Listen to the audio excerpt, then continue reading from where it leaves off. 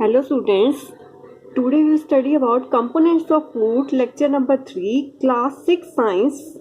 Posting date is 15/5/2020.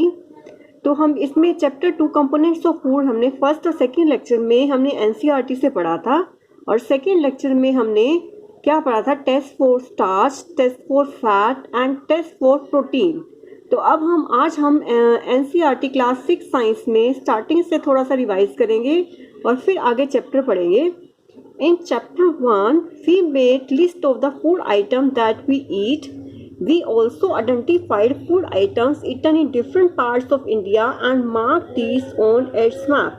Chapter 1 में हमने बहुत सारे फूड आइटम्स के बारे में पढ़ा था जो हम खाते हैं और उसको हमने एक इंडिया के मैप पे मार्क किया था कि इस एरिया में हमने कौन सा फूड आइटम खाते हैं और दूसरे एरिया में हम कौन सा फूड आइटम खाते हैं. A meal could consist of chapati, dal and brinjal curry, sambar, vegetable prepared lady finger. Yet another meal could be a palm, fish curry and vegetable. जो हमारी पिक दिखाई है मील में हमारा कुछ भी प्रेजेंट हो सकता है. चपाती भी प्रेजेंट हो सकती है, दाल भी प्रेजेंट हो सकती है, कड़ी भी प्रेजेंट हो सकती है, सांबर भी, भिंडी भी, फिश कड़ी भी, वेजिटेबल भी. तो वो डिपेंड करता है कि हम किस एरिया में रहते हैं और किस टाइप का हम फूड खाते हैं, तो हमारे मील में वही चीज़ प्रेजेंट होगी. तो हम आगे इसके बारे में स्टडी करेंगे. एक्टिविटी 1. इससे पहले हमें पता होना चाहिए कि कंपोनेंट्स ऑफ फूड क्या होती हैं. जैसे हमने फर्स्ट लेक्चर में पढ़ा था कि फर्स्ट चैप्टर में पढ़ा था इंग्रेडिएंट्स ऑफ फूड. जैसे इडली बनाने के लिए हमें क्या क्या चाहिए होता है, सूजी चाहिए होती है, दाल चाहिए होती है, सोल्ट चाहिए होता है. तो सारे वो उसके क्या होंगे, इडली के इंग्रेडिएंट्स होंगे. तो ये इसके इंग्रेडिएंट्स मीन्स उसके कंपोनेंट्स हैं. उसके बाद हम एक्टिविटी 1.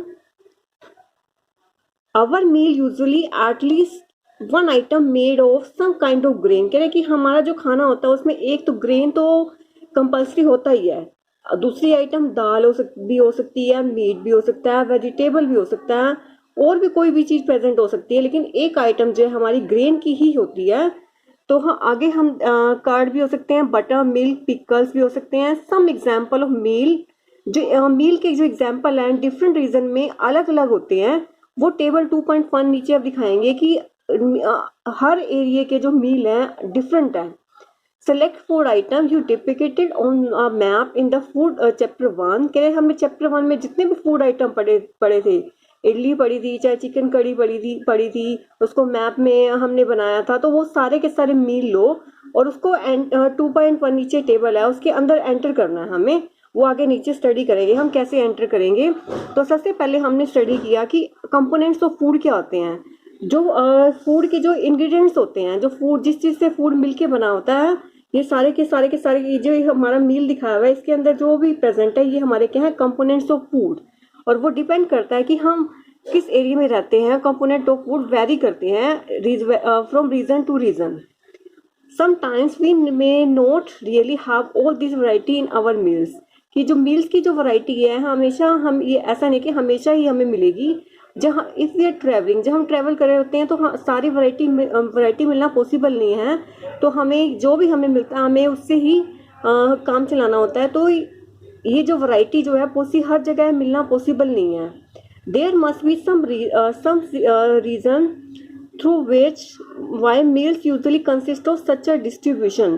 कह रहे कि ये जो हमें there must be some reason through why meal usually consist of such a distribution. कह रहे हमारे मील में सिर्फ एक हम रोटी क्यों नहीं खाते, बाकी और भी चीज़ क्यों खाते हैं. इसका रीज़न हम इसके बारे में स्टडी करेंगे. तो हम ये जो सारा का सारा जो मील है इसके अंदर इतनी सारी चीज़ें प्रेजेंट होती हैं, ये क्यों होती हैं, क्योंकि दाल है. जैसे दाल हमें प्रोटीन देता है, तो हर किसी चीज़ की वैल्यू होती है. जैसे पोटैटो है वो हमें स्टार्च देता है. तो हमारी बॉडी की रिक्वायरमेंट के लिए, हमारी बोन्स की रिक्वायरमेंट के लिए बोन्स को क्या चाहिए होता है. तो मील में जो भी चीज़ें प्रेजेंट होती हैं वो डिपेंड करती है कि हमारी बॉडी को क्या क्या रिक्वायर्ड होता है. तो इसलिए वजह से मील्स में इतनी सारी वैरायटी चाहिए होती है, क्योंकि हमारी बॉडी को अलग अलग न्यूट्रिएंट चाहिए होते हैं. तो आगे हम न्यूट्रिएंट के बारे में पढ़ेंगे. What do different food item contain? We know that each dish is usually made up of one or more ingredients. हमें ये तो नेचुरल है कि कोई भी चीज़ है तो एक या एक से ज़्यादा इंग्रेडिएंट से मिलके बनी होती है. तो अब आगे क्या है, दीज। अब ये टेबल 2.1 दिखाई हुई है, 2 स्टेट ली हैं, पंजाब और आंध्र प्रदेश। स्पेशली जैसे वहाँ मक्की की रोटी और सरसों का साग लेते हैं पंजाब में, तो ये स्पेसिफाई किया हुआ है। आंध्र प्रदेश में जैसे राइस यूज करते हैं और भी स्पेशल घी बटर मिल्क की चीजें यूज करते हैं वहाँ पे। तो कोई भी 2 स्टेट लेनी है और उसको हमने इस टेबल के इसमें अपनी बुक के अंदर ही कोई 2 स्टेट लेके वहाँ पे हम स्पेशली क्या यूज करते हैं और उसके अलावा और क्या खाते हैं, ये हमने स्पेसिफाई करना है। सबसे पहले हमने पढ़ा था इंग्रेडिएंट्स ऑफ फूड के बारे में, फिर हमने पढ़ा कि कंपोनेंट्स ऑफ फूड क्या होते हैं, फिर ये वैरायटी क्यों होती है इसका रीजन पता लगाया था। उसके बाद कोई 2 स्टेट लेने हैं, उसके हमने फूड वैरायटी के बारे में लिखना है इसमें। अब नेक्स्ट क्या है, ingredients contain some component that are needed by our body, these components are called nutrients। कह जो इन इंग्रेडिएंट्स में कुछ ऐसी चीजें होती हैं जो हमारी बॉडी को फायदा देती हैं और बहुत जरूरत होती है, उसको बोलते हैं न्यूट्रिएंट्स। ये क्वेश्चन पेपर में भी आता है कि व्हाट आर न्यूट्रिएंट्स। जो भी फूड में जो प्रेजेंट होता है, जो वो हमारी बॉडी को जरूरत होती है, जिससे हमारी बॉडी को फायदा होता है, उसको बोलते हैं nutrients. The major nutrient in our food are named carbohydrate, proteins, fats, vitamins and minerals. Mainly जो हमारे जो प्रेजेंट होते हैं nutrient, carbohydrate, protein, fat, vitamin और मिनरल प्रेजेंट होते हैं। इसके अलावा dietary fibre and water. Dietary fibre क्या आता है, जो खाना खाने में जो डाइजेशन में हेल्प करता है, जो खाना पचाने में हेल्प करता है, वो डाइटरी फाइबर होता है। और डाइटरी फाइबर हमें किससे मिलता है, जो हमारे कच्ची चीज़ों से मिलता है, जैसे फ्रूट से मिलता है। ये खाना पचाने में हेल्प करते हैं। तो ये हमारे ये क्वेश्चन असाइनमेंट में भी पूछा हुआ है, व्हाट आर न्यूट्रिएंट्स और what are major nutrient. Major nutrient हमारे कौन से हो गए, carbohydrates, protein, fat, vitamins and minerals. इसके अलावा कोई दो और न्यूट्रिएंट हैं जो हमें जरूरत होती है, dietary fibre and water. Dietary fibre हमारा खाने को पचाने में हेल्प करता है। Do all food contains all these nutrient. कह रहे कि सारे फूड में क्या सारे के सारे न्यूट्रिएंट मिलते हैं। विद सम सिंपल मेथड कह रहे we can test whether cooked food or a raw ingredient contains one or more these nutrient। कह रहे हम चेक भी कर सकते हैं कि बने हुए खाने में भी और रॉ मटेरियल में भी चेक कर सकते हैं कि इसके अंदर न्यूट्रिएंट है या नहीं है। The test for presence of carbohydrate, proteins and fats are simpler to do as compare to the test for other nutrient. Let us do these test and record all our observation in table 2.1। कह रहे कि हम इसका test कर सकते हैं और record कर सकते हैं अपनी ऑब्जर्वेशन टेबल के अंदर। तो जो हमारा जो कार्बोहाइड्रेट है, प्रोटीन है, फैट है, बहुत सिंपलर हैं as compare to the test for other nutrient. दूसरे का ये जो है बहुत इजी है इनका चेक करना, कार्बोहाइड्रेट है या नहीं है, प्रोटीन है या नहीं है, फैट है या नहीं है, एज कंपेयर टू दूसरे न्यूट्रिएंट की। Let us do this test and record all this observation in table 2.2। For carrying out this test, you will need solution of iodine, copper sulfate and caustic soda. You will also need a few test tube and a dropper। कि ये सारे test करने के लिए जो हमारे carbohydrate, protein और जो फैट है, इसका टेस्ट करने के लिए हमें आयोडीन सोल्यूशन चाहिए, कॉपर सल्फेट सोल्यूशन चाहिए एंड कास्टिक सोडा सोल्यूशन चाहिए। ये चीज़ें हमारी जो हम लेबोरेटरी में भी बना सकते हैं और ये रेडीमेड फॉर्म में भी अवेलेबल होती हैं। तो हमें एक कॉपर सल्फेट चाहिए, कास्टिक सोडा चाहिए और हमारे पास आयोडीन सॉल्यूशन चाहिए, टेस्ट ट्यूब और ड्रॉपर चाहिए। तो इन तीनों का जो हमारे 3 न्यूट्रिएंट है, कार्बोहाइड्रेट, प्रोटीन और फैट का टेस्ट करना बहुत इजी है, लेकिन जो मिनरल और विटामिन है इनका टेस्ट करना बहुत डिफिकल्ट है। Try these test on cook food item as well as raw material. ये जो हमारे पास टेस्ट है ये कुक फूड आइटम पे भी कर सकते हैं और रॉ मटेरियल पे भी कर सकते हैं, कच्चे मटेरियल पे भी कर सकते हैं और बने हुए खाने पे भी कर सकते हैं। Table 2.2 shows you a way to record the observation from this test. Some food item are given in this table. You can conduct the test either with these or any other available food item. Do this test carefully and do not try to eat or taste any chemical। ये जो हम test जो हैं हम food item पे भी कर सकते हैं और ये टेस्ट जो हैं केयरफुली कर सकते हैं हम। ये जो टेस्ट है हमें केयरफुली करना है हमें, और किसी भी केमिकल को भी टेस्ट नहीं करना। Some food item are given in this table. कह रहे जो फूड आइटम है टेबल के अंदर गिवन है। You can conduct the test. कह रहे ये जो टेस्ट है हम कहाँ कर सकते हैं, हम लेबोरेटरी में भी कर सकते हैं और अपने टीचर की हेल्प लेके सॉल्यूशन बना के भी कर सकते हैं।